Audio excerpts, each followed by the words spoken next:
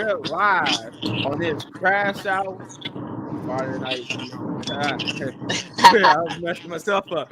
We're live on this crash out edition of Friday Night Smackdown. God dang it. I can't get it right. I'm sorry, guys. I'm a little discombobulated today.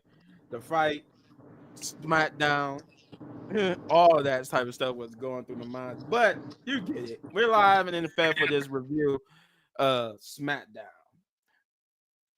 A crash out edition at that. But this was an interesting one because we got the start of the tournament for the women's United States Championship. Also, and some more information on how long this tournament is going to be and where it's going to conclude at.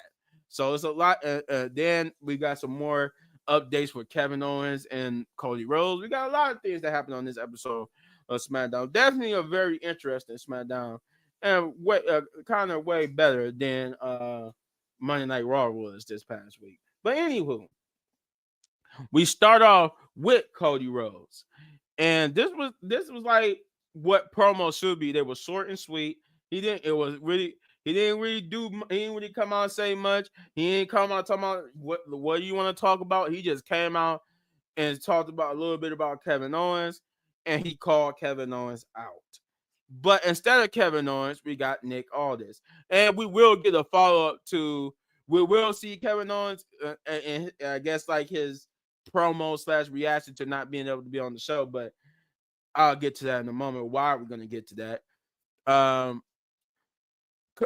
So Nick Aldis came out and told Cody Rhodes that Kevin Owens would not be coming out because he has forbid Kevin Owens to come out into the arena or be in the arena due to his horrendous actions against Randy Orton. Because he said he knows how Cody Rhodes feels. Him as a general manager got the all-time great in Randy Orton sitting up at home injured now again after just being injured for 18 months with getting his back infused and all that type of stuff, and now he's back on the show due to Kevin Owens' horrendous acts. And he said, as a wrestler, there was lines that we would do whatever it took to win and get to the top, but there was lines that we shouldn't cross. And he said him and Cody know those lines, and that those lines he was referring to is using banned moves. And he was talking about, in this case, the banned power driver, which, if you notice, was the safest move on the in the world, because the way how Kevin Owens did it, that was so safe. It was nothing happened. Maybe you could maybe say, oh well, his shoulders probably got a little jacked, but that it was no head injury, no nothing, because ain't no way Randy Orton really got hurt from that. So they look like they worked the way to bring back the power driver where it's safe now for people to do it. But anywho, he told him that they won't have a match. It won't nothing happen until they deal with this internally.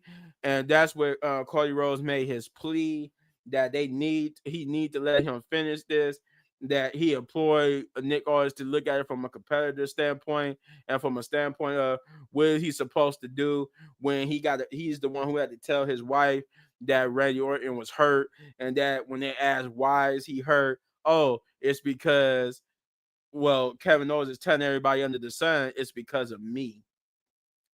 So he's saying that it still won't happen until they deal with it internally. So that he tells him that, he makes a point saying, what, you want me to wait around, buy a ticket, go to the house, beat him up on his front lawn? That's what you want me to do?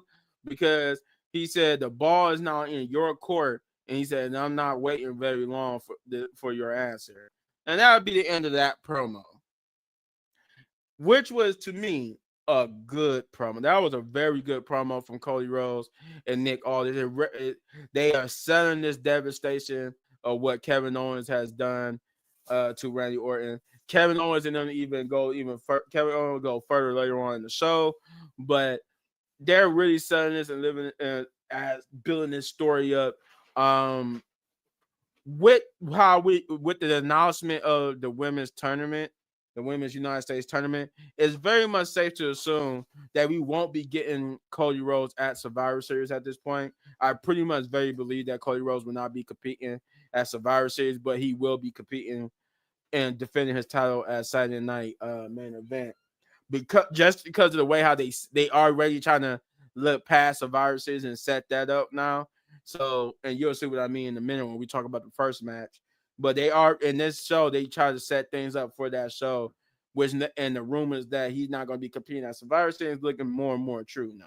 The more and more this goes, the more and more they drag this on. It look like that rumor is actually true.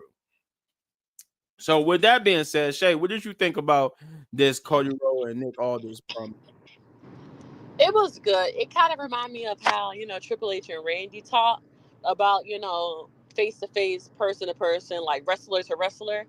That's what it was giving. Mm-hmm. And it's so crazy that Kevin Owens thought, yeah, I could do that and, come to work the next week like nothing happened. Like, what? Like, I mean, going with the story, like, yeah, you made it seem like you injured my boy, but my boy coming back, but still, yes, that promo was pretty good, and I can't wait to see, well, we know what's going to happen next, but since he's not going to fight the Survivor Series, I can't wait to see what's the anticipation going to be for KO and Cody coming up on December. Mm-hmm. Mm-hmm. I can't wait here because then again, we still got Randy Orton whenever they decide to bring him back. So how he's gonna fit into this story? Like it's a lot of things. Like it's a lot of ways this could go. So I'm just wondering how this is going to continue, and we will get like I said, get a continuation of this story later on in the night with Kevin Owens promo. But we get to the first match of the night, which is, as I mentioned earlier, this is the first match of the Women's United States Championship tournament. And the thing I want to bring to you guys' attention here is it didn't happen. It didn't happen until after we when I tell you who won the match, but they sold a bracket for this match, and it's all SmackDown women. So therefore, that means that Raw is definitely getting their own title. Raw is definitely getting their own title because there's no Raw superstars or NXT superstars. So I'm under the impression when Michael Cole was talking about, oh, this is this gonna be a good thing for both Raw, SmackDown, NXT. I think he was actually referring to in their own individual brands because for this to be if this was truly a title that was being defended on every show, why wasn't superstars from every show involved in this tournament?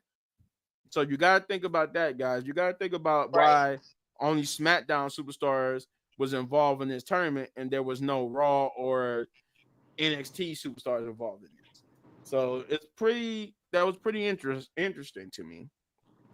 And then how this is going to be, and then the fact that how they dragging this minute afterwards, but the way they dragging this on, I'm pretty sure we're gonna get a title for Raw once I tell you after I tell you the match. But this match was actually so this was actually, even though Bailey, this first match was actually Bailey versus Candice LeRae versus B-Fab.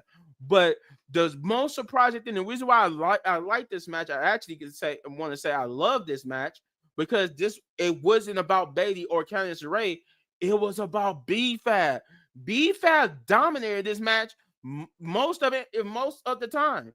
Candice LeRae and Bailey did not have that much offense in this match. It was mostly they both put over B-Fab.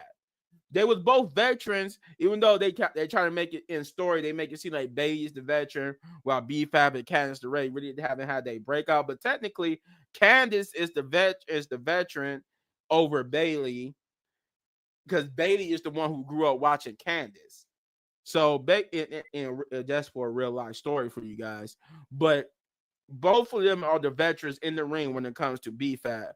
So, and they put her over nicely, and she looked it good in the ring.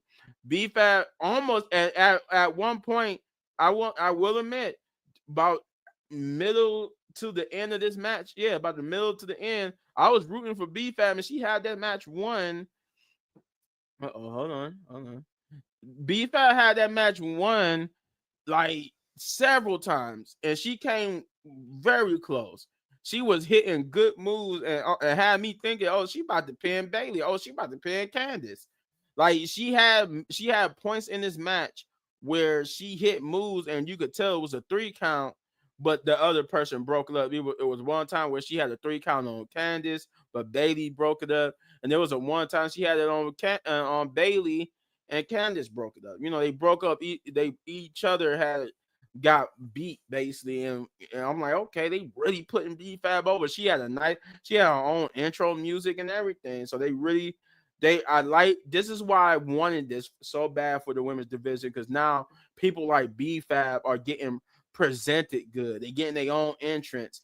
It's B-Fab didn't like come to the ring during the commercial break. They gave every woman their own entrance on TV, so that was a good thing. So that's the good thing about having this mid card title, is now everybody got to get treated good and presented good, and that's what this match did. Like I said, Bailey and Candice LeRae did have some offense. They did look good, but most of the majority of this match was putting B-Fab over, because I think what they're trying to do, and just follow me here, I think what they're trying to do is that they trying to really put over the mid card talent, so that once this gets going and we got the champion, all that type of stuff, they really gonna let these mid carders actually just flourish. And I'm liking that. I'm liking that people like Candice LeRae, people like B-Fab are getting this time to shine and looking good. So that was a plus for me. Besides the fact that I didn't like that Bailey was in this match, I like that the one thing that did use correctly was using Bailey and a little bit of Candice to put over B-Fab. But in the end, um, B-Fab would get pinned by Bailey, and it wasn't even like like B-Fab got hit with a finisher. It was just a roll up, a lucky roll up pin by Bailey, to which B-Fab didn't even stay down all the way. She jumped up immediately with just like, oh my god, I can't believe it, I lost. So they made her look very strong in this. They even, to the point where I want to say, B-Fab's character is a powerhouse person. They presented her like she was like almost on the same level as Bianca and Jade. Like she like because she did powerhouse moves. They gave her powerhouse spots, like that double clothesline that they show her how she overpowered Candice LeRae, and even to a point Bailey. So they really presented her as a powerhouse character, even though she's not as bulky and muscular as Jade or Bianca, but she ain't skinny either. She got muscle on her. She's slightly on the muscular side, but not all the way like Bianca and them are. But definitely presented her as a powerhouse character. So that was good. So A+ there for this match. Even though Bailey won, it was still an A+ for me. But what did you think, Shay, about this match? To be honest, B-Fab killed that. Like, I didn't care what nobody said. That girl should have won. I don't know why they put Bailey in there. If they wouldn't have released old girl, they would have had her in there. But it's no reason for Bianca, no reason for Bailey to be in the thing for they should never did that. I don't see the reason to have them in there when you know you want to give it to mid card people. Bailey don't need that title. So I really want to B-Fab to win because she really needed that, but at least she looked really strong. That's the thing I'd give it. She looked really strong. But other than that, it was pretty cool, but I really want to B-Fab to win. Bailey did not need to win that match. For what? Just to get all the way to the top, to lose to like a Jade or I don't even know who else is in the tournament, like a Tiffy, or lose to Naomi. You know what I'm saying? It doesn't make sense for them to do that. I think Naomi is. I know Tiffany is in the tournament. I can't remember if Naomi's in there. Yeah, I think she is in there. I don't know. I think she is. I think she's closer to the other side, like the right side. She's on that Yeah, side. she was on the same side as Tiffany and them. She wasn't on the same. She wasn't on the side of the bracket with Bailey though. Right. But Um, to that point, as Shay was mentioning, the bracket. So after Bailey won, they did so the bracket, and what Shay was saying was when you look at the bracket, while I can't remember everybody that was on the bracket, I do know B-Fab, Bailey, and Candice was on the bracket because every match is a triple threat match. So they was on the bracket, and then Bailey won. So they basically saying she knocked both of them out to advance to the next round. Which now I guess after Bailey's next match would actually just be a 1-on-1 because she'll face the winner of the next triple threat match on her side. I can't remember. I think it's Chelsea Green.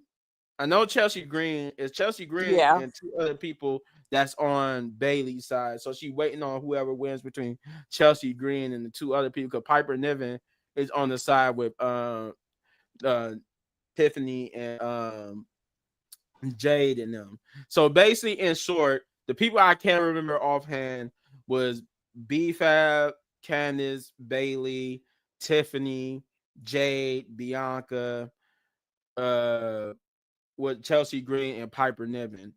Um, I know only person I do know for sure is not in there is Me Chen is also in there. Me Chen is in there. Uh, Nia Jackson is the only person that's not in there. Obviously, she's the only person that's not in there. But it's definitely the majority of the people that's in this match are mid carders, except for I guess you could say Jay, Bailey, Bianca, and Tiffany. They was like the only people. They the only people that kind of don't really fit in there. Jay more so and Tiffany more so fit with and Naomi kind of don't fit in there, but I guess they put her in there just to make up women's spots. But yeah, so basically, in short, everybody that's in this tournament is basically SmackDown superstars. So there is no Raw, as I said before, there is no SmackDown. So definitely Raw is definitely getting their own channel stars. And the reason why I say this is because the finals will be a fatal four way. So it will come down to a fatal four way in December for Saturday Night Main Event. That's where the finals of this tournament is going to take place in December, and on that, I guess, TV show slash PLE, because Saturday Night Main Event, for those who are too young to know, was just basically it was just basically like a Saturday TV show. It wasn't really like a PLE, but this time they trying to present it as a PLE. But yeah, that's going to be the finals of this tournament will take place then. They're going to skip what you call it Survivor Series and go straight to that, and that's where we're going to determine who becomes the first ever uh, United States Women's Champion. So that's why I said that makes me believe that Raw is definitely going to either get this Netflix title that everybody keeps talking about, or the Women's Intercontinental Championship. Uh, but yeah, Bailey. I don't understand why Bailey. To Shay's point, I don't understand why Bailey or Bianca, Tiffany, even somewhat Naomi and Jade was in this, but that's what they put in it. They basically put everybody but Nia in this match on SmackDown. So therefore, I'm like, that was cool. At least it's just all SmackDown women. That's what I've been waiting on. But moving on, um, we did get a continuation of this with B-Fab talking with the Street Profits backstage. They telling her, "Hey, look, you're going to get it next time." But it's they said, "But we about to go bring her home." They tried to tell her they about to go bring her home. She wished them luck, and she would get taunted by Chelsea Green and Piper Niven, who taunt her that she really thought she was going to win and do something, but she was they called her what they called her B loser, B flab, or something like that. Um, and then they taunt her about that when they win the championship, they might let her hold the belt as a consolation, but then they told her not. And then she taunted how is both of you gonna try to win the tournament where it could come down to both of y'all in the finals? who was going to win between who, and she was trying to show that little dissension, and I like that they building her up. She's talking, making rivalry. So then again, that was that, and then Mi Chen came and stuck by her side, and they kind of like maybe teased that there might be maybe a tag team match between between the four next week or what at some time, maybe not involving the tournament. Because I don't think it might not be next week, but it looked like they teasing a tag team match because I forgot they're gonna just continue with these tournaments in the next every time we keep going to SmackDown. So then we get to LA Knight, not the match, but the promo, because then we saw I think I skipped it. I skipped it. I forgot after Nick Aldis and Cody Rhodes promo, we went backstage to the OG Bloodline. I'm sorry, guys. I usually remember that, but I skipped About something. him. It was the OG Bloodline segment after the whole Nick Aldis and Cody Rhodes thing, where they were talking about finding a fifth member, and Sami Zayn saying that they what's up, Rusty Neal? What's up? What's up, man? Yeah, so basically in that promo, they were just talking about finding the fifth member, with Sami Zayn saying he might know somebody. And what that we find out that then getting back to what I was talking about, now that you know that this happened earlier, somebody he was talking to was LA Knight. He tried to convince LA Knight, but it wasn't on, like you couldn't hear what they were saying. They were just talking in the background. And then of course they LA Knight came out to do his open challenge. And I think it was an open challenge. So he basically we doing good, man. We doing very good. Can't complain. So basically he came out and issued an open challenge for his United States Championship, which would bring out Santo Escobar or Legado del Fantasma. And they basically would taunt LA Knight about saying something new, coming up with new material, like saying Santos Escobar C. And they were saying that Santos said, you know what? LA Knight was like, you know what? I beat you, been there, done that. But your boy over here, Humberto Carrillo, has been staring a hole at me this whole time. So he ended up giving the open challenge to Humberto Carrillo. He did his usual thing, and then was like, oh yeah. And then Humberto, his usual, he's gonna beat them, leave them on the dirt. And then he did his whole. He even made fun of Electra Lopez. I like that, how he made fun of Electra Lopez and said that Electra Lopez would be calling him daddy while Humberto would be screaming uncle, and where everybody's saying L.A. Knight. Yeah. Um, but then that's where we got to the match, because they start jumping him, and that's where we get to the second match of the night, which is LA Knight versus Humberto Carrillo for the United States Championship, which was a good match in itself. Oh, that's good, man. You a fan? Hey, subscribe to the channel. We love to have you. Become part of the family. We welcome you with open arms, buddy. He said my name is Peyton. Nice to meet you, Peyton. But yeah, so this was a fun match. This was like what I think one of three championship matches. Yeah, it was three championship matches. This would be the first of three. Um, and this was pretty good. It was pretty good. Other night, Humberto Carrillo went out there. Humberto actually looked good here. I'm liking that they're giving him a little shine here, showing his wrestling prowess. It was good. It was a good match. I enjoyed it. It wasn't boring at all. But as usual, LA Knight would get the victory here. But I guess again, strong showing for Humberto Carrillo. They had some nice spots too. I always like the LA Knights. I keep forgetting the move. Elbow drop from the top rope, and especially because it was the Macho Man Randy Savage birthday that yesterday. So, like I said, good match. Pretty good title defense and good look from Humberto Carrillo. But say, what do you think about it? Oh my gosh, that was actually pretty funny because he said, "I'm gonna do more than Logan Paul ever did was defend the title." I was crying because, like, he took shots at Logan Paul, but the match was pretty good. LA Knight is good on the mic, of course, but yeah, it was pretty good. I liked the match. I like what he said to the Lopez girl too. Man, I'm mad, but yeah, it was pretty good. All right. All right. Yeah, it was definitely pretty good. Definitely pretty good. Um, Peyton. Either you could either call me a little big man or Byron. Either or. Byron a little big man. That is my name. And then my co-host here, my cohort in crime is Shay or Know the Rules. Um, let's see. Where was we then? Oh yeah. So after LA Knight won the match, he was celebrating, but that wasn't the end of it. So as he was celebrating, getting down from the turnbuckle, who would show up in the ring? Finally, as rumors suggested, Sasuke Nakamura. And this dude attacked LA Knight and left him there after a King Sasuke.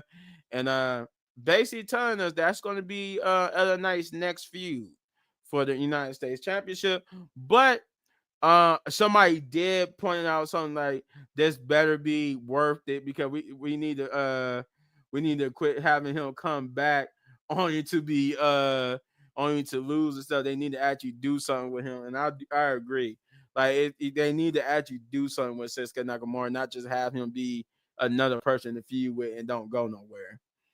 Um, and then what we got another bloodline promo. This time they outside of Roman Reigns. Um we outside a Roman Reigns locker room. They wondering where Roman Reigns is at. They said Jimmy and them was telling Sammy, oh well, he said to meet us here. Then he's telling them it's not good. The person he went to go ask says no.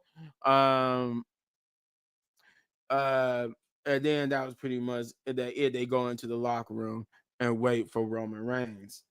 Uh you say you're going to California? Hey, I want to go to One day I'm gonna go out there. I always wanted to go to California. One day I'm gonna go out to California, see the big old hot city of LA. See what we get then. Oh, but then we'll just get a continuation of that because after the commercial break, we see them waiting in the room for Roman Reigns, wondering where he at. Roman Reigns would then show up, and then they would tell him the news that they, because of how the bloodline was, and they dropped everybody and made everybody's life a living hell. Nobody, it's not surprisingly, nobody wants to team up with them. So, and they tell Roman that Jay said, Jay asked him about making a phone call, and then Solo's music would hit, and that's when we would transition over to Solo and the Bloodline 2.0 coming out to the ring with Roman Reigns and them watching backstage, and then they would get up and look like they was heading for the ring themselves. Um, I'm in Louisiana. I want to go to Louisiana too. Bourbon Street, baby. That's one of my that California and Louisiana is my two favorite destinations I want to visit. I want to go to California for the stores and the sightseeing, and the same thing for Louisiana. But I do want to go down to Bourbon Street because I heard the parties in Bourbon Street are fun. Um, but yeah, so we get the Bloodline 2.0. We get Solo asking everybody to acknowledge him, and Roman Reigns and then will come out.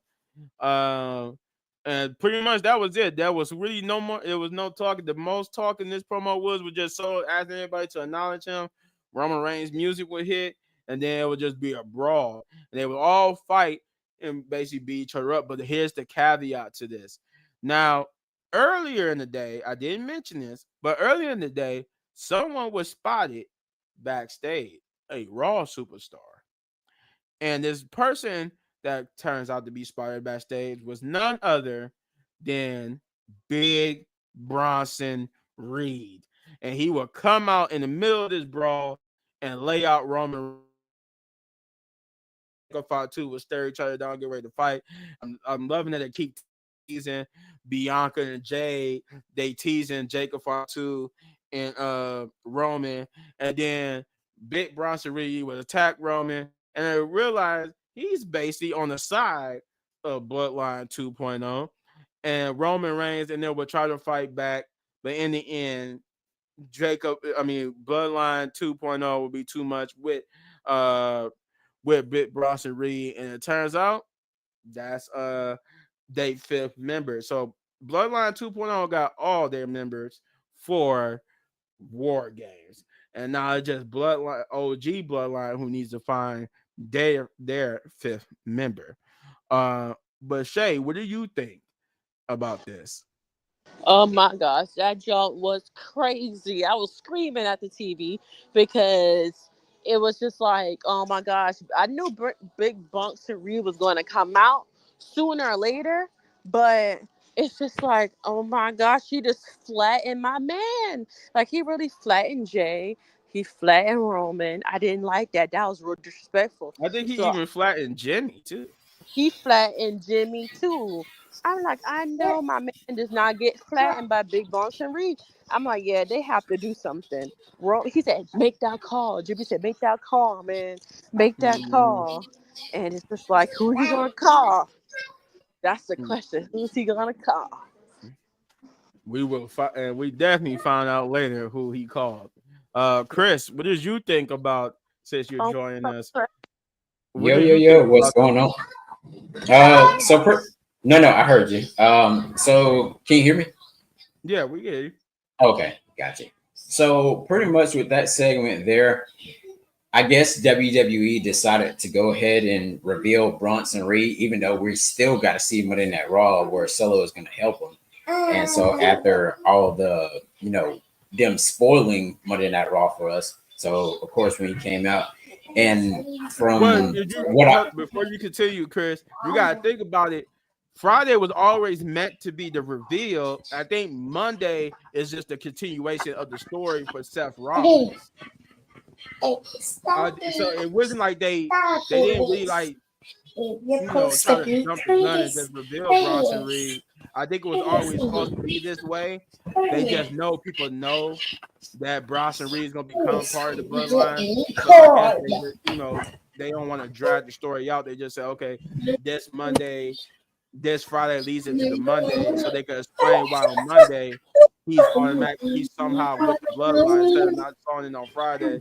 Then we get to Monday, and then why is Bronson Reed on with the bloodline? When did this happen? And then it was supposed to happen on Monday. gotcha, So it was gotcha. that's how Okay, they making it go into each other.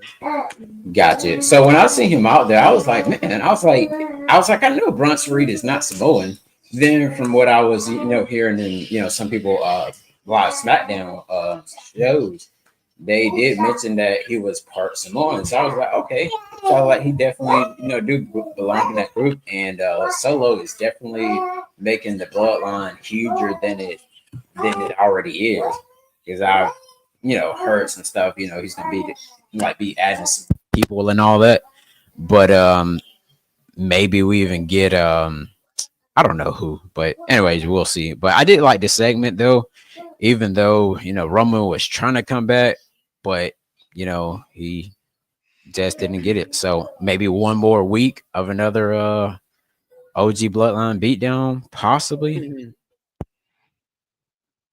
Possibly, but it is doing wonders for Solo and the group. They look legit now, so I guess it's doing something. Um, let me see. To answer your question though, Peyton, I'm in Ohio. I think I could say Chris is in Alabama, Georgia, something like that. And I Right think across right across the bridge from Georgia. yeah, right across Alabama, across the bridge from Georgia. And Shay is in the Carolinas, the South Carolina to be exact. So, um, with that being said, we got the Kevin Owens promo. So KO basically continuing off what we from earlier was basically he sent in his video reaction to why he wasn't allowed in the building. He said he wasn't allowed. He couldn't believe they wouldn't let him in because of what he did to Randy Orton, but saying that he only was doing his job, um, and stuff like that. And that's all he been doing was doing his job. Randy Orton called him out for a match. They told him he had a match. He came in, did the match, did his job. He said he can't believe they punished him for that. But oh look, he's not allowed to be in the ring, and he couldn't come into the building. But now where Cody Rhodes, the little golden boy Cody Rhodes, when he said he wants to see me in the ring, all of a sudden now I'm being invited to next week's SmackDown to be in. I think he was referring to next week's SmackDown to be in the ring, but he was saying that he might not, he shouldn't show up, but he's going to, but not for Cody Rhodes, not for WWE, because they don't deserve me at this point. But he said, but for himself. So that's gonna be interesting. And I'm liking how they look. I'm liking this whole little thing with him, because we know he haven't really signed his contract yet. So he kind of like teasing that he might. They keep having this little tease that he might leave. So I like that. Then we will get the next title defense match, which is the Street Profits, the third match anyway, which is the Street Profits versus Motor City Machine Guns for the WWE Tag Team Championships. And this was good. This was good. And this is why we call it the crash out, because everybody was crashing out doing this SmackDown episode, and it did not stop here. Pretty good match between the two. Pretty competitive, pretty even. It was pretty straightforward. No shenanigans, no nothing. Some good spots, some good tag team wrestling from both sides. Now, where this broke down is when I would say not Montez, but Angelo Dawkins was getting ready to go up for the top rope, and he was getting ready to do something, but out of nowhere, Tommaso Ciampa would push him off, causing the DQ, the disqualification, which means the Street Profits did win the match via disqualification. And he would just beat down on both. He would just beat down on the Street Profits. He even tried to beat down on Motor City Machine Guns, but Johnny Gargano would come in there and try to stop him, and calm him down, telling him we didn't talk about this. Like, what are you doing? We didn't talk about this. Like, we need to talk. Like, you need to stop this. Let's just calm down. And he would try to he act like he would try to calm down, but then he would push Johnny Gargano and would yell at him and berate him for talking like he was the leader of the team. He's saying, "What do you mean talk about this? We ain't have to talk about this. You like acting like you're the leader, so you need to talk about this." He said, "We need to get the job done." And they took the titles. I want the titles. I want those titles. They took the titles. I want the titles. And you talking about we need to talk about this. And that would be pretty much the end of that, with Johnny Gargano looking in shock and then running out the ring to join Tommaso Ciampa, and that would be the end of that point. But then the Motor City Machine Guns would try to pick up the Street Profits, which they did for a minute, and they tried to explain they had nothing to do with Tommaso Ciampa and nothing like that. But Angelo Dawkins and them was not hearing that. Angelo Dawkins would hit Shelly with Chris Sabin just looking in shock. He would hit Shelly, and they basically would Angelo Dawkins would be just basically just crashing out, just spewing out mad hatred and words, while Angelo Dawkins, I'm not Angelo Dawkins, but Montez Ford would just look with just like disgusted, hate, and angry look on his face. And then that would be the end of that segment. Pretty good. I would say with all anticipation, even though I don't like DQ finishes, still a pretty good match. Still pretty good. Still, everything was still good. I didn't mind the DQ here just because of the story that they told. And I'm guessing maybe we're gonna get a triple threat match between all three teams. That's what it seemed like it's heading anyway. But Chris, if you're with us, what did you think about it? I've been in Georgia. Yeah, I've been in Georgia too. I definitely have. I definitely have been to Georgia myself. Um, I guess Chris is not with us, but Shay, what did you think about that match?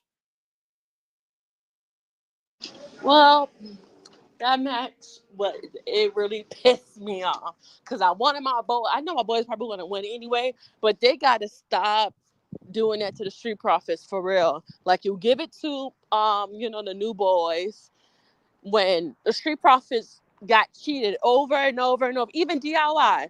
But the thing about it, it really made me mad is why the only thing DIY did was make it a triple threat match. We might get that at Survivor Series at this point, and it's probably going to be the end of it because they're just making it like inserting stuff back in the situation like y'all lost, okay? We understand that. Y'all lost to the bloodline. We understand that. But why do you keep putting yourself in these predicaments? We don't care that DIY lost. We want the Street Profits to get the gold.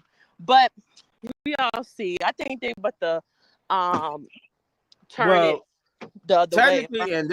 technically in this situation, the Street Profits actually was the bad guys here, and you think about it because they jumped in front of the DIY when DIY won a match to prove to put themselves in position to be number one contenders, but Nick Aldis just gave it to the Street Profits, even though DIY should have gotten the number one contenders match. That's why that whole scene back when they was backstage last week where they was about to challenge for the titles until Street Profits came in and cut DIY off and told them that they was getting the championship match this week. So they tried to make it seem like DIY keep getting snubbed by not only Motor City Machine Guns but by the Street Profits too. That's how they presenting it. They presenting like their opportunities are getting taken by them two teams. Well, that's Gotcha. Nick's fault. Nick did that. Nick did that. He going to give the Street Profits the opportunity before, I guess, DIY fight. The other Right. people like Pretty Deadly or whoever. Yeah, it looked like it happened before. It must have happened like before they matched with Pretty Deadly. So afterwards, they were trying to go get that official, but the Right. Street Profits and they all and like their dickiest ways, like stumped all over what Tommaso Yeah. Ciampa and them did by telling them, "Oh, we got the match next week." That's why Tommaso is pissed. Boy, he Question. was mad. He was pissed. Got a question. So were those two heel turns in one night, or just like kind of like what they're doing on Raw with Xavier Wood and Kofi for what Tommaso Ciampa did, to Well, I would say for Tommaso Ciampa and Johnny Gargano is Mhm. an extreme aggressive version of what they're doing with the New Day because we haven't seen like a Xavier push Kofi or Kofi push Xavier. Like, well, we Right. seen Kofi push a Xavier, but it wasn't like how Tommaso just pushed Johnny Gargano. We just seen like Kofi pushed Xavier off of him, and they start arguing this past Monday. But Right. we haven't seen like how Tommaso plus Johnny Gargano. We haven't seen Xavier and Kofi do that to each other. So I would say that's a more aggressive version of what they're doing with them. And then with the Street Profits, I definitely say that was a heel turn for them. I definitely think that's a heel turn for the Street Profits. Did you see the Although, way Montez looked though?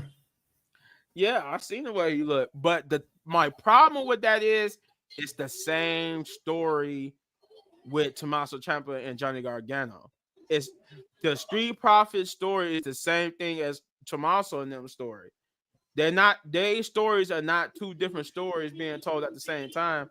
They're the same Correct. stories being told at the same time, except one is told in a slightly different way. They basically telling the same story with the Street Profits, New Day, Right. and DIY. They all telling the same story, but with their own little twist.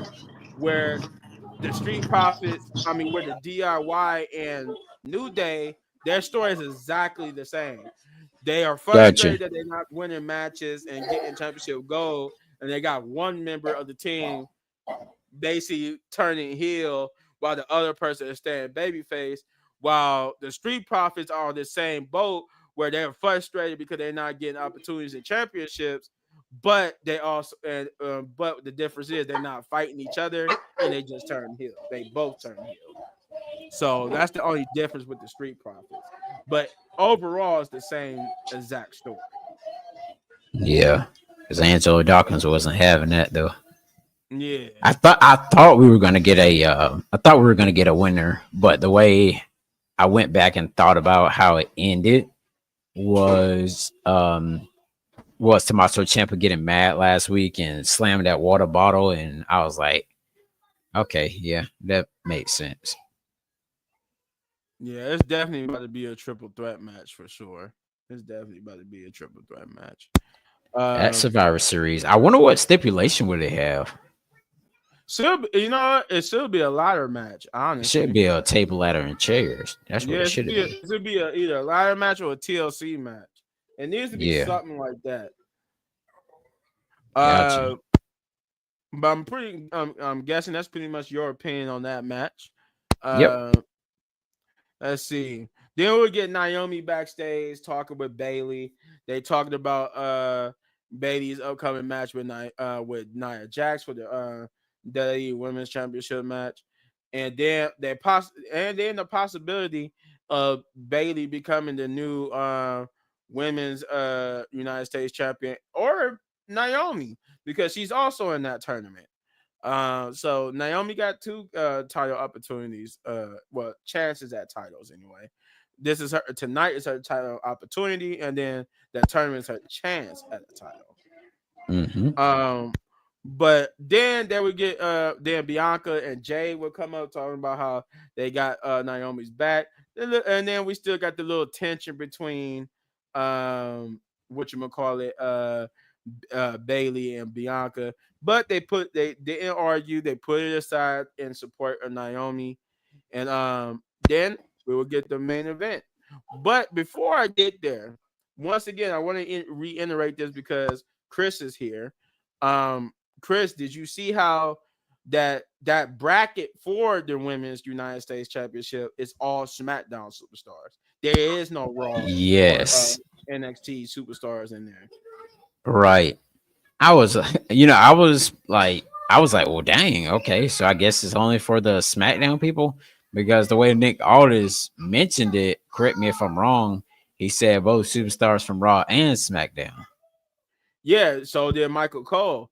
So we discussed this earlier. So basically, in short, what I was saying was I think they were talking about individually for their shows, like how every show will have their own So individual. there will be an Intercontinental Championship on Raw for the women. Yeah, the way if you remember what they said about this tournament stretches until December. So Yeah. So this is stretching to December to Saturday night main event. So therefore, Right. Next month is the debut of Raw on Netflix. So after that, therefore it won't be nobody from Raw or NXT competing for that title. I think Raw is getting their own title, and that's what Nick Aldis and Michael Cole was referring to, that this would be a great opportunity for the women of SmackDown, Raw, and NXT with their own individual titles. Because that's all we got to go off of. We got a tournament with no other superstars but SmackDown in it.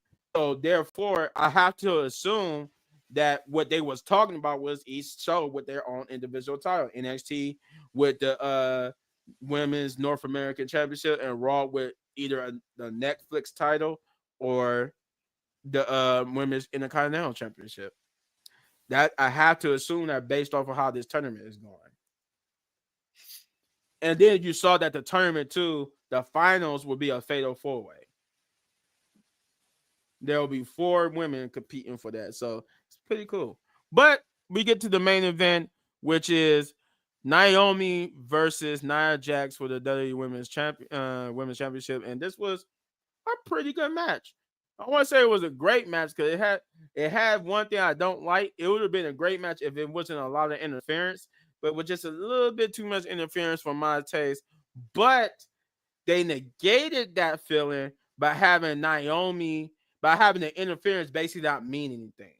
Even though it was interference, the interference didn't mean anything because nobody won off of interference.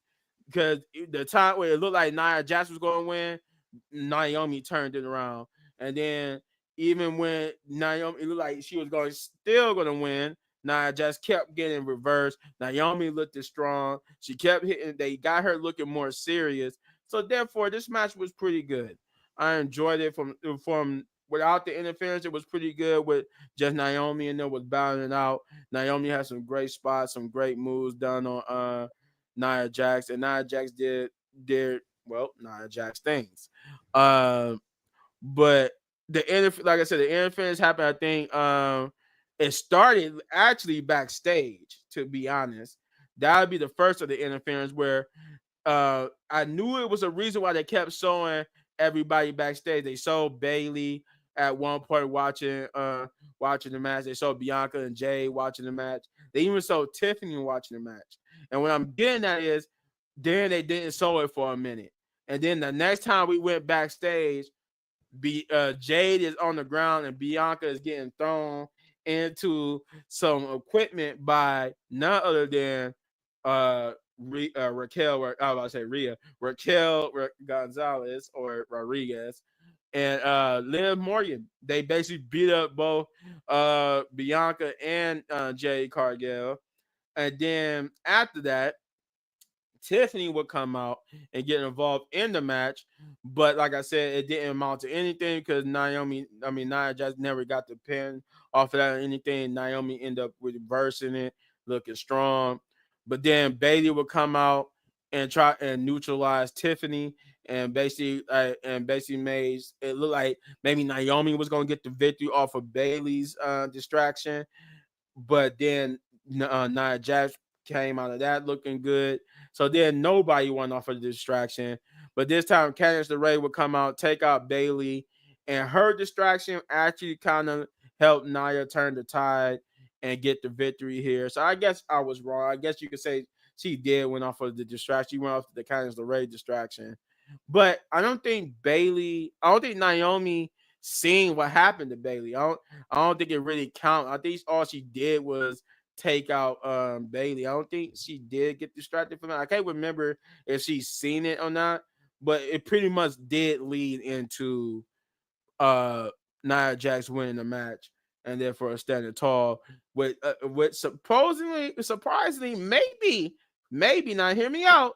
This might be Nia Jax's new faction because Tiffany didn't look like she had any hostility towards Candice, and Nia Jax did pat both of them on the back and tell them, "Come on, let's get out of here." So it looked like Nia Jax, Tiffany, and Candice LeRae are a new faction. Maybe we have to keep seeing how things going. But quick question. Oh, go ahead. But before that wasn't the end of the show. We cut to backstage. Roman Reigns is in pain, but he picks up a phone and he says, "Call." And then he thinks about it. And he says, "The wise man." And the crowd went crazy. The crowd went crazy. And then we got a disconnect phone dial tone. Roman, in shock, drops the phone. And we end on a perfect shot of Roman Reigns bewildered as we could hear the operator said this phone is no longer in service. And that's the true end of Monday Night Raw. That was the last Friday Night Smackdown. Oh, yeah. I'm crying. Friday Night Smackdown. It's cool, man. But Shay, what did you think about that match? You know, my girl Nia's always dominant. You know, she looked really good. We all know that Becky with her beat up leg will come out there and try to help her. And then I like how Bianca and them say she good, we got her. But every time Naomi used to get beat up, y'all wasn't there for her. Y'all was in y'all little group. So let's not try to bring her back in the group because of we know why they try to bring her back in the group. We all know what happened. Oh, but Oh it was yeah. the Survivor Series thing. But still, Mhm. y'all left that girl high and dry. So don't do that. Okay? Don't do that. But they couldn't help her this time because they got beat up themselves. They got beat up by living them. So it's just like, yeah. But that match was pretty good. We all know Nia was gonna win or whatever. But Naomi did look good in the match, but just not good enough for that championship. Hopefully she wins the mid card one. But yes, we will see when that happens. Yeah. That definitely was a setup for Survivor Series, and it's definitely like it's going to be Candice LeRae. We might get that reveal Monday. We do know, spoilers, Rhea is going to be on Monday Night Raw, and Yep. She'll be rocking the Cody Rhodes gimmick, but that's a little spoilers from Monday there. Chris, what did you think about it? Oh, all right. So with that main event match with Nia and Naomi, I it felt so close. Like I didn't know who was gonna win. It was like pinfall after pinfall. I was like, man, but I have to say Naomi was definitely, making Nia Jax like look good throughout the match. Um and then my theory was that we were going to see like another attempt from Tiffany Stratton to cash in that that briefcase. But with the alliance being made, I am not sure on who that person will actually be. Um I mean, like as far as like who's going to fight Nia Jax next, I'm not sure who it's going to be. My only guess I can think of could possibly be Oscar, but we know she's not returning till maybe a little After at Raw goes. yeah, after the Raw going over the Netflix type deal. So I'm not sure who's gonna be next, but we'll see. Maybe Meechin may step back up once again, and As if she yeah. don't win the Women's United States Championship. We don't know how this tournament gonna go. But I do got one person I can think of, but we'll Oh. fight her, and you already knew who I'm gonna say. You Yeah. thought that No. you thought that Vince McMahon was pushing her to be a multi-time champion, but you haven't seen nothing yet. As Triple H will have her possibly to win that SmackDown Oh Women's my God. Championship. No. I I know. mean, Oh my okay, God, mind man! you, I know. Hey. He- But then again, we can more, as far as the women's United States Championship is concerned, more so it's going to be either one of the three. It's going to be either Charlotte, it's going to be Bailey, or it's going to be Naomi. But well, Charlotte's not in the tournament, so oh yeah, that's right. Well, yeah, that's true. So, Naomi or Bailey could win that thing, but I'm not. Like I said, I'm not sure who's. I name a couple of people to see who's going to be the next opponent for Nia Jax. As far as maybe Survivor Series, because Survivor Series in 2 weeks in Vancouver. Um, so I'm not sure. But that ending thing with Roman saying call the wise man, a lot of people been speculating online. I even speculated right after the phone was busy. I was like, remember when Solo broke the phone of Paul Heyman and Triple H is seeing that, online from whatever, from wherever he's seeing it at. And he said, "Oh yeah, we can use that. Let's go ahead and go with that. Let go with that route." And have Paul Heyman say, "Hey, Solo broke my phone," right, instead of it being like, hey, he don't want nothing to deal like, he don't want he don't want nothing to deal with Roman Reigns or whatever. But I definitely feel that they're gonna use that Solo breaking the phone and he had to get a new phone thing. But Paul Heyman did have two phones, so Yeah. Yeah, he did have two phones at one he point, bro. had That's weird. he had It's two weird, but phones. So until y'all mentioned it though, I didn't think about that. I forgot that Solo did break his phone. yeah, I thought about it right after he dialed it and he dropped the phone, and then he was like called the wise man. The phone went busy. I was like, Solo broke the man phone, and I was So what like, do you I think is remember gonna it. happen now? So what I think is going to happen now, Paul Heyman is possibly going to eventually show up the week of probably. Well, dang, y'all know what I just thought about, It's next and week, and, basically. and I just realized that I think SmackDown is recorded next week and the week after. Because I know Oh, it. I know they're gonna be. I know they're gonna be. They're gonna be. They're gonna They be. would be It's gonna be recorded recorded. tonight, but Raw, SmackDown. I think Raw was recorded. Raw is recorded. Yeah, for this SmackDown Monday. and the next SmackDown is recorded. I don't know Yep. about the next Raw though. Because they're of course they're gonna be in Vancouver, so Yeah, right. they won't have So he time to, might come next week then. and people are gonna spoil that like crazy, man. I yeah, hate Yeah. of to course. see it. That's what I don't like, man. Like, come on, man. Like, But then again, like, I don't. understand But yeah, because they trying to be home for the holidays, so I do understand that. So But think of like, say like, well, if we do, we are gonna get the pre-recorded, but that will be something like if Roman just start talking, and like Paul comes out like with Brock, or Paul comes out with CM Punk or Braun yep, Breaker. That joke gonna be hit, bro. That joke that's gonna what hit. The that's what crowd they gonna go saying. crazy. That's what people are speculating. They say it's either gonna be the fifth man for Roman's team, either gonna be Seth, Brock, or CM Punk. Yep, Most that will most hit. with Seth being the front runner because of Bronson Reed.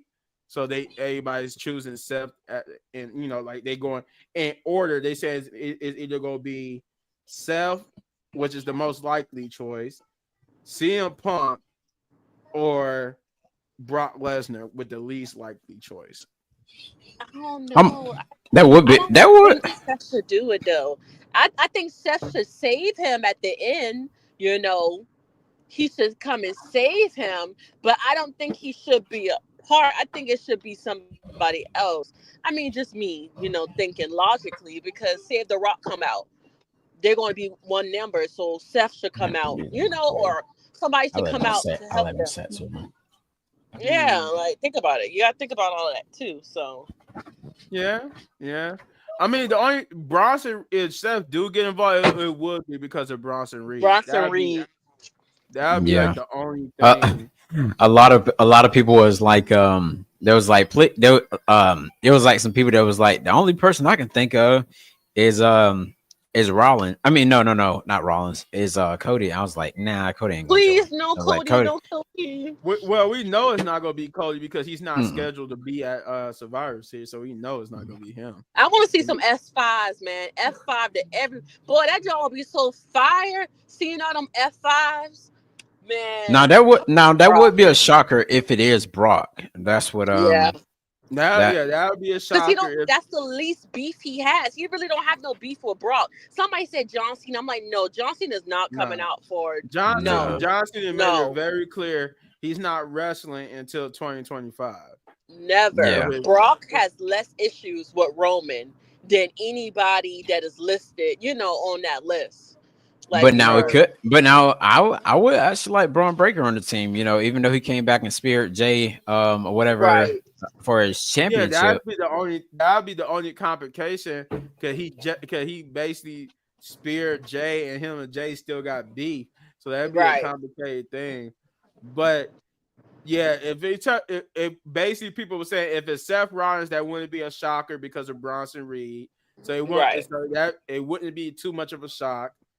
It'd be a kind of a shock if it's CM Punk, and it'd be a total shock if it's Brock Lesnar. Right. But everybody was like, well, that's typical if it's CM Punk because if it's Seth Rollins because of Bronson Reed. So everybody's expecting it to be Seth Rollins because of that. But Right. that depends on what happens Monday, though, because Monday they do have a match, him and Bronson Reed. So if the Bloodline, from what the spoilers are saying, the Bloodline helps Bronson Reed. So When? therefore, Yeah. that's why people are saying it's most likely going to be Seth, because they saying that match is going to end with Seth getting screwed over because of the Bloodline 2.0 helping Bronson Reed, which is going to make him want to join up with Roman Reigns and them to take down Bronson Reed and the Bloodline for screwing him in his match. That's why everybody. That's why people's picking Seth ahead of CM Punk and Brock Lesnar. We'll see. We'll see. But But that's what I'm thinking. But like, why would Paul call? I mean, just to get him to do it. But it makes more sense for him to, get somebody that he's an advocate for. Like it don't make sense for him to go call Seth or go find Seth. You see, I don't think that makes sense to do that. No, it'd be it'd be weird if that's what he was doing. But then again, it fits Roman Reigns because Roman Reigns don't want to eat crow. So that's the only way it makes sense to me, is that Roman Reigns don't want to beg Seth Rollins. So Paul Heyman is going to do it instead for Roman Reigns. That's the only way it makes sense to me, is that it's just because he don't want to do it himself and beg Seth.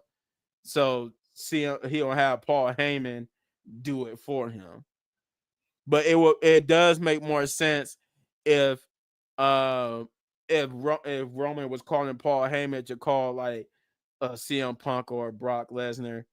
But according, if the spoilers does go the way they saying it's going, it's most likely going to be Seth. But before we get out here and give our score of the show, Chris, I gotta ask you something real quick, man. Since you came in late, you talked about the last three things, but we need to get your thoughts on the beginning of this show, starting with the Cody Rhodes promo, real quick. Tell us what you thought about that. So with the Cody Rhodes promo, I thought it was pretty decent. I knew Kevin Owens wasn't gonna come out because the storyline that they're playing, like, he's very dangerous and everything, and he can't be he'll hurt you like if he touch you. So so I was like, somebody got to come out. And then, of course, Nick Aldis. I was like, either it's gonna be Nick. I was saying to myself when I was sitting on the couch, I was like, either it's gonna be Nick Aldis or it's gonna be somebody else. I can't remember. But Nick Aldis came out there and he said what he had to say. But I can tell that Cody Rhodes was trying to do the same thing how Randy Orton was doing, or whatever, trying to like talk his way into getting Kevin Owens out there in the ring, how Randy Orton did to Triple H. So, and it just seemed kind of weird how Randy had to go to Triple H, but Cody Rhodes just pretty much talked to Nick Aldis and try to get him to come. Well, but I guess I'm guessing because they're close, because Cody Rhodes and Nick Aldis, they know. They close. Yeah, they they pretty much know each other very well. Hope it's not a real Tomatonga right here. I know that'd be crazy. That was the real Tomatonga, because Man, that'd be crazy. That'd be crazy. But either way, what's up, man? Hello. So I know you seen like then the backstage stuff with the OG bloodline, and then with Sammy saying he might know somebody and him leaving off to go try to recruit somebody, and we all know that ended up being LA Knight.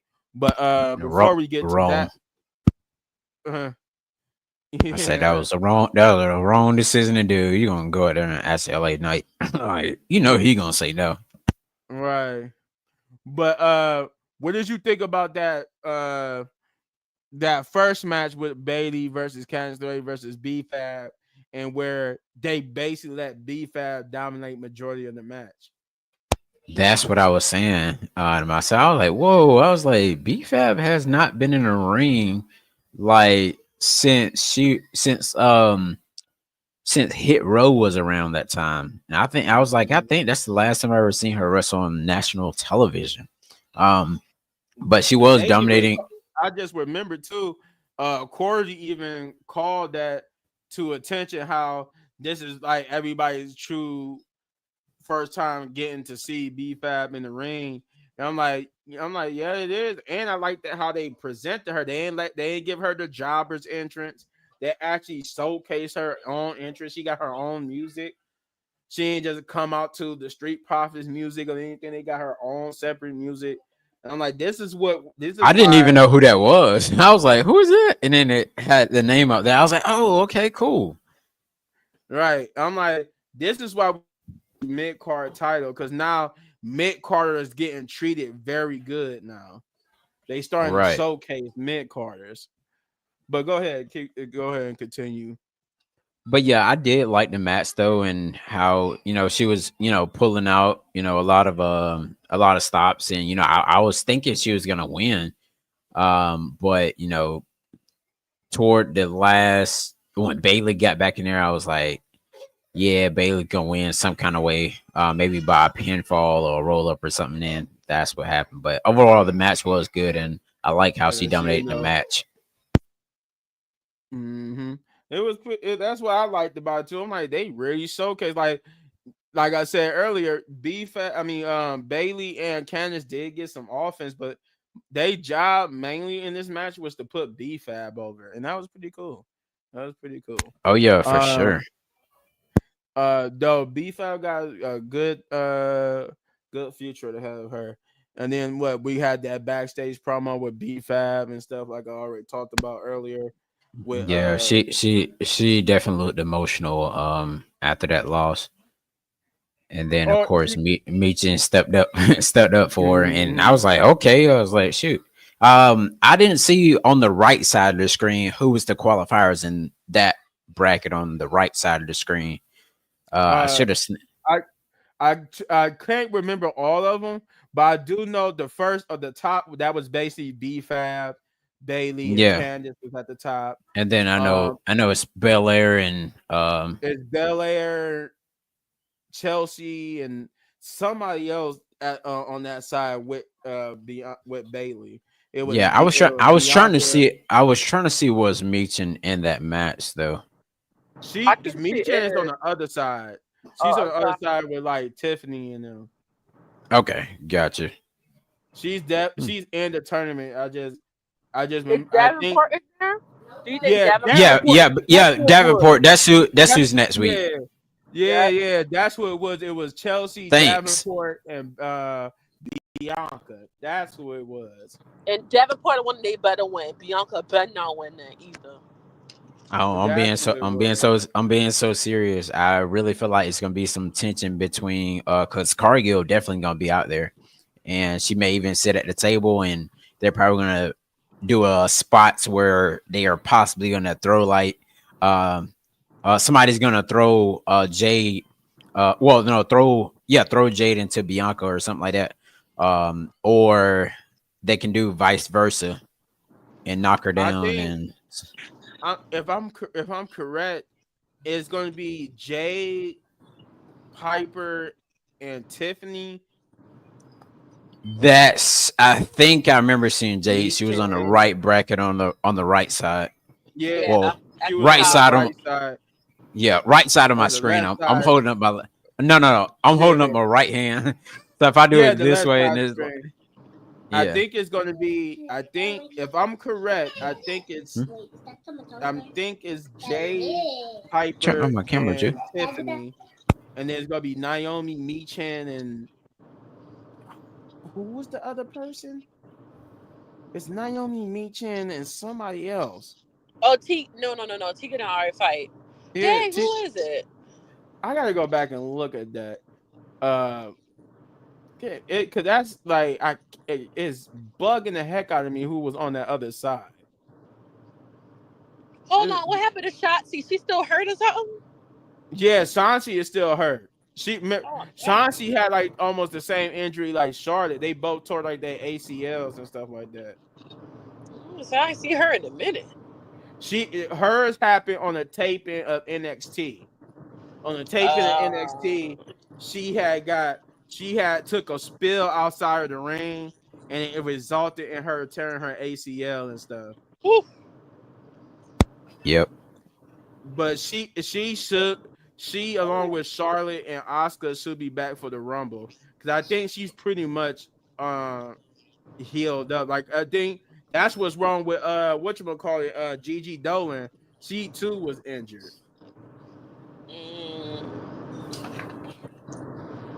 Give me one moment because I'm pulling it up right now. I'll tell y'all who was actually on the bracket. I'm just trying to pull it up so I can get to that spot if they'll let me. Yeah, that's gonna be on mine all night long trying to figure that out. Yeah, I was like, man, who was on in that spot? Because I have Hulu and I paused it and I was like, okay, this is gonna be this person, and then next week, well, I was like, next week is gonna be this, and I was like, week after that's gonna be this, and this. So it's pretty much gonna be like a fatal 4-way. I think it is. Yeah. So basically, the finals for Saturday night main event would be a fatal 4-way. That's how they're gonna do that. Dang, I just had it. But yeah, it's gonna be a fatal 4-way. Okay, here we go. So yeah, it's Bianca, Chelsea Green, Blair, Davenport. You can share your screen. Huh? You can share your screen. Hit where it says present in the middle. Oh, yeah, hold on, let me go. And then it's gonna pop up a box, and then hit what tab you want to share. Oh yeah, share screen. Where is it? There we go. Give it a minute.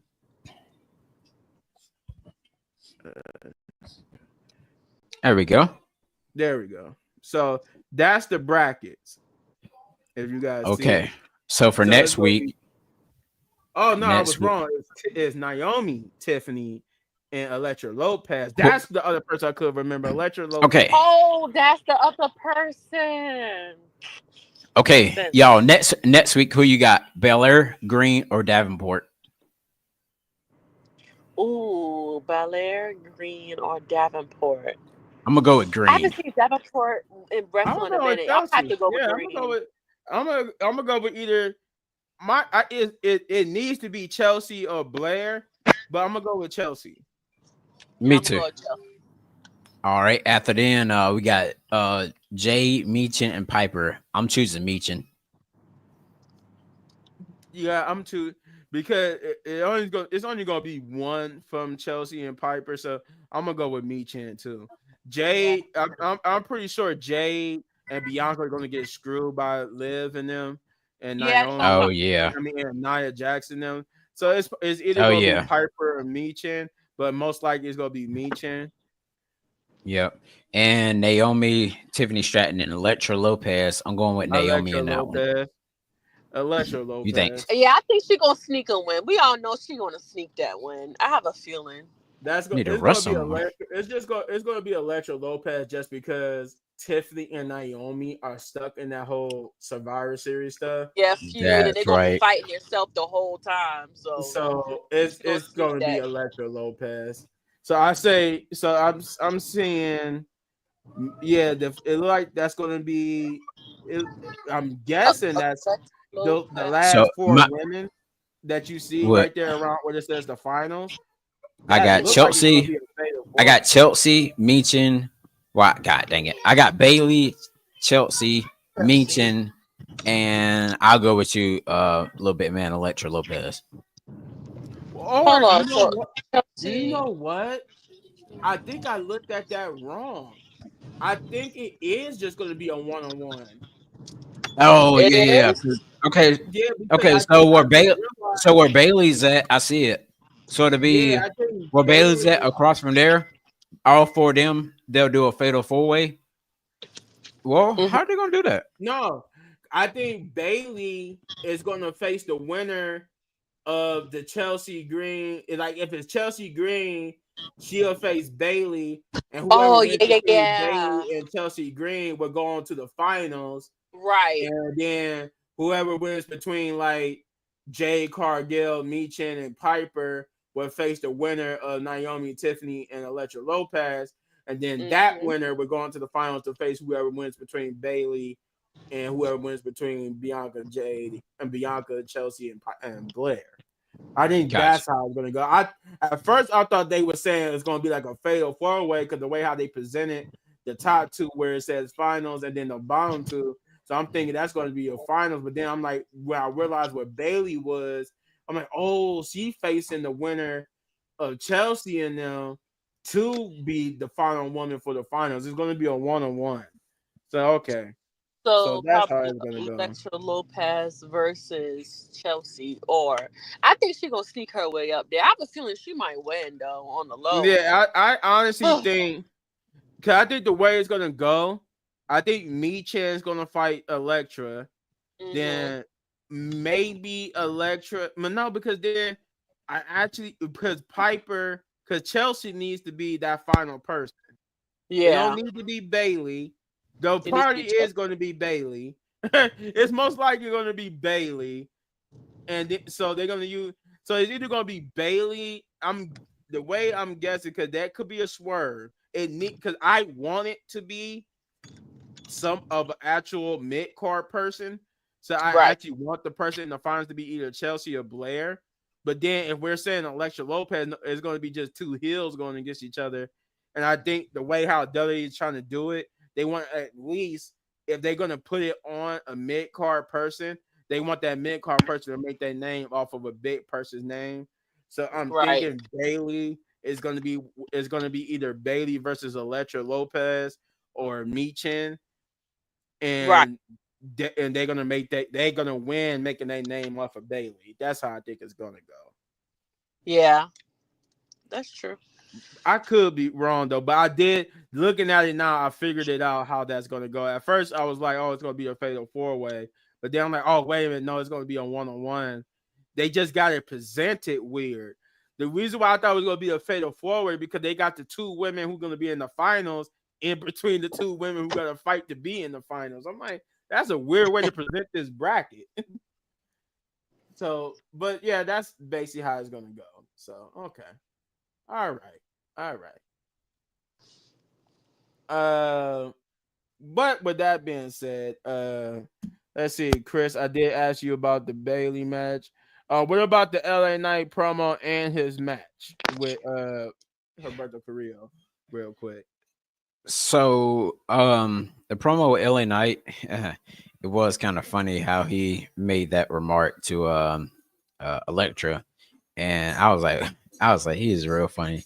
Um, but I definitely seen Humberto. He was like staring a hole into what's his face, and I was like, LA man, I Knight, was like, yeah, yeah, and I was like, man, what is he?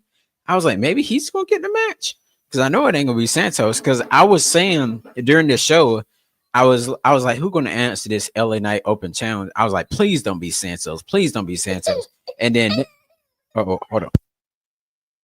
Next thing you know, it was Santos coming out. I was like, oh my god.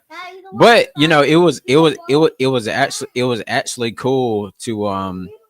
actually cool to to see him, you know, see him Humberto, because Humberto looked better than Santos did in a match.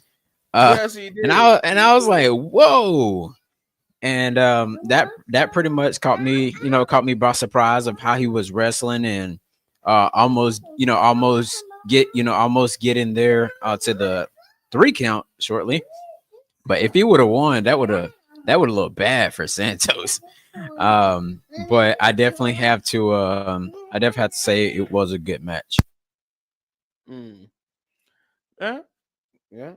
Well, now that we got caught up with Chris's thoughts, now we could give our ratings for SmackDown. Um, me myself, this was a pretty good episode. It was better than Monday Night Raw. I think I gave Monday Night Raw like a 6. Yeah, I gave Monday Night Raw like a 6. This was definitely better than Monday Night Raw. I'm going to give this a 7.5. And this was a 7.5 for me. Pretty good. I was won over how they showcased B Fab because I'm definitely like how they showcased her, and everything else in between was pretty good. The Cody Rhodes promo was good. Everything else was pretty good. The Nia Jax match, even though it had a little bit of interference in it, but I could overlook it because of the whole, you know, story that they was telling. And then that all the bloodline stuff was pretty good as well. So yeah, 7.5 for me. Shay, what did you give it? Did we lose Shay? Oh, there you go. I will say I'll give it a 7. It wasn't bad, but it was better than Monday night. It's just my mouth was wide open with some of that, stuff like, oh, it's John, like he turning heel. Like I was more shocked than anything. I would say that. Chris, real quick, what do you give it? I give it a 9. That show is fire. Woo! Yeah, that show, man.